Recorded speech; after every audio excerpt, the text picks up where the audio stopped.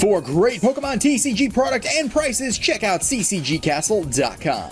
Hello everyone, it's N here, and today for this Deck Tech Thursday, I am going to be profiling my Yanmega Zoroark deck. Now, the two actually surprisingly work together pretty well, and it is going to be somewhat similar to Professor K's version he did a while back, but there are a good amount of things that I do a little differently here. So, without delay, I'm going to show you everything about the deck and how it functions. So, let's kick it off. Going to be running 4 copies of Yanma, just so we can evolve into our 4 copies of Yanmega. Now, Yanmega is a pretty interesting Pokemon. It's grass type, but it's weak to electric and not fire, which is a little unnormal, and resistant to fighting, not bad.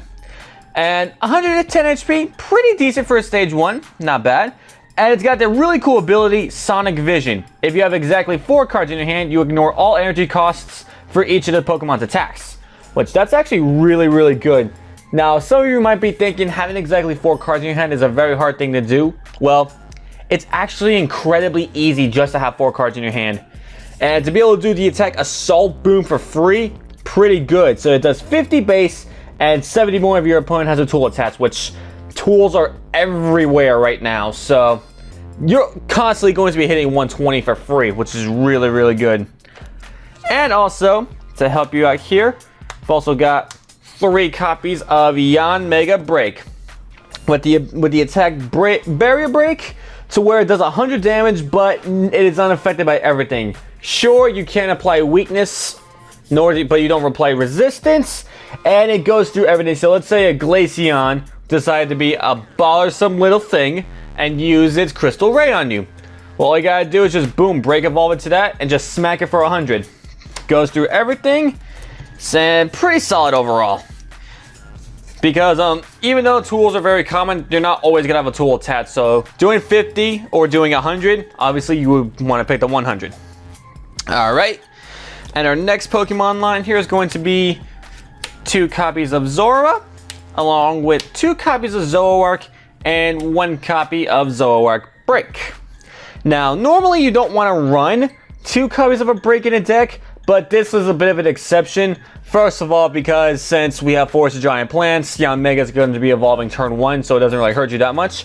Not to mention, in this meta format right now, we have a lot of powerful attacks roaming around, and be able to copy them with foul play is really good.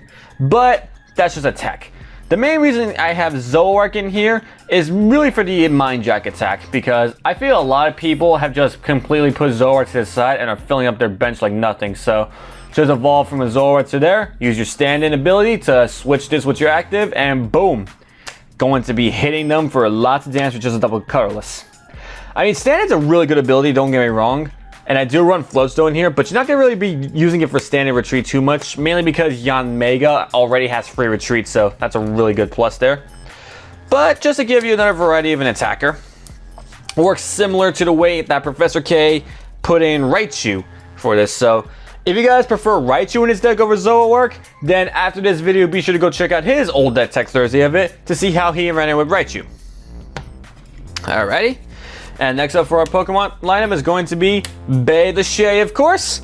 Pretty expensive, unfortunately, but he helps the deck amazingly. Just summon him on your bench, draw till you have 6. Not to mention, in a pinch, you can always use Sky Return and get him back to your hand. So, really good there. And for my 2 1-ups, I run 1 copy of Mewtwo and 1 copy of Fright Knight Yveltal. Now, I actually tried the regular Bliving Wing Yveltal here for a bit, but it really wasn't working for me at all.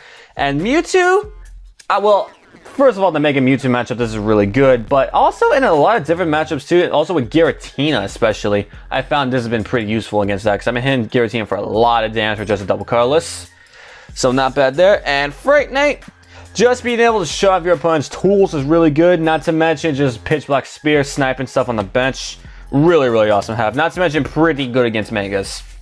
So, that's going to wrap it up for our Pokemon lineup, and now for our supporter lineup. Nothing too snazzy here, just our usual 4 copies of Professor Sycamore, and 3 copies of N, your main draw engine of the deck. Very obvious, just shuffle and draw for each prize you and your opponent have. And discard your hand and get a fresh hand of 7. Honestly, I actually, even though I like Professor Sycamore, once Sun and Moon base hits, I might be replacing these all for Kukui just because it's something new and fresh. All right, to keep it going with our supporter lineup, we got 2 copies of Lysander, very standard, just get something off your opponent's bench that you want to hit or knock out. And for my 2 1-ofs, I run 1 Misty's Determination and 1 Judge. Now the Judge is to help you get 4 cards in your hand to use Yanmega's ability, and Misty's is a surprisingly decent card, especially for this deck. For those of you who don't know what it does, you discard a card from your hand and you look at the top 8 cards of your deck, and you can pick any card out of those 8 and put them into your hand. So it's a really, really good search card. I can't tell you how many times I have found the exact card I needed when I play this card for taking surprises, or even twice. I've even taken a game because I searched the right card I need with Misty's Determination. So definitely an overlooked card, I gotta say. And that about does it for the supporter lineup. As I said, nothing too fancy. And now we're gonna go into our items here. I have 1, 2, 3, 4 copies of Ultra Ball and 4 copies of the S-Seeker. Very, very standard. You don't ever really run a deck with anything less than these. And the good news is that thanks to the Battle Arena decks that have come out in the past few months, VS Seekers have dropped a little bit in price, so they're much cheaper to get your hands on now. And Ultra Ball has been reprinted so many times that I don't even think it's ever going to go out of format. At least I certainly hope it doesn't, because that'd be a really awkward format. And our way to search off these lovely items, along with any other trainers we have in a deck, is going to be 4 copies of Trainer's Mail. Ooh, man. Wish I had these all in Secret Rare. I'm not really much of a rarity hunter, but for some reason I just really like the Secret Rare Trainer's Mail. I don't know why. It's weird, I know. But, yep. But honestly, Trainer's Mails are kind of a weird card. And one aspect to where, yeah, 4 is really nice, but you can run 3 if you wanted to. I mean, obviously 4 would be the ideal amount, but 3 is doable. For those of you who were wondering.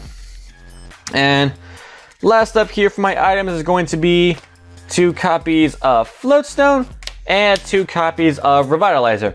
Now the Floatstone's mainly for our Zoroark, but in a pinch it could also be used to attach to our Shaymins and Mewtwo as well. Not really any point attaching this to our Fright Knight, because it's not going to work anyway. And the Revitalizer is just for whenever our Yanmegas get knocked out, just to play and get them all back to our hand.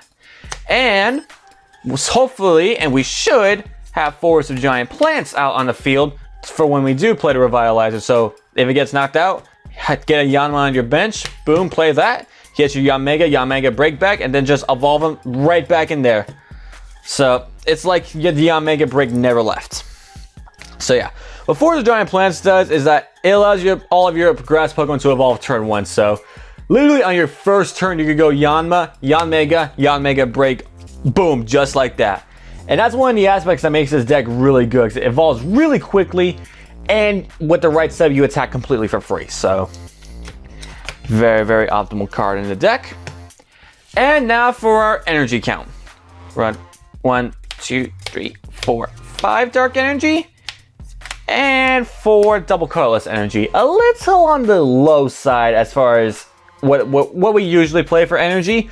But remember that most of the time you're going to be attacking for free with Yanmega. All its energy here is literally just for all my other Pokemon, mainly for Zoroark and Yveltal. But as we know, Garbodor is most certainly a thing, and you want to have a way to attack with your Yanmega BREAK in case Primal Fish forbid your ability gets shut down. So at least with that, you'll always have a backup. All right. And with that, that is going to about do it for this deck profile here of Yanmega's BREAK Zoroark.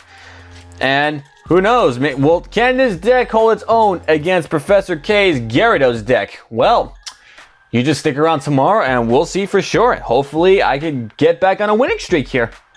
Alright guys, so if you enjoyed this deck profile today, be sure to leave a like, comment, and subscribe if you are new to the channel. And like I said, if you guys want to see the Raichu version of this deck, please be sure to go check out Professor K's Deck Tech Thursday a while back of his Yanmega BREAK version, and just see how he did it with Raichu. It was actually pretty interesting. Alright guys, without further ado, this has been N for the Pokemon Evolutionaries, and I will catch you guys later.